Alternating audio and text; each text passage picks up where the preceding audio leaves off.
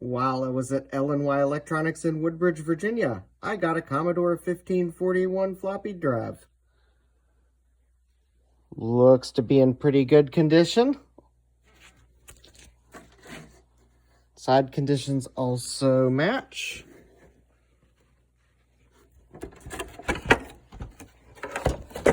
Bottom has the price tag and permanent marker. Hopefully that'll clean up. I did negotiate a lower price. I have removed the 4 screws. And something tells me that someone's been in this drive. There's also another clue, because if I remove the top cover of the floppy drive, I see a Post-it note inside. Somehow I don't think Commodore put that there.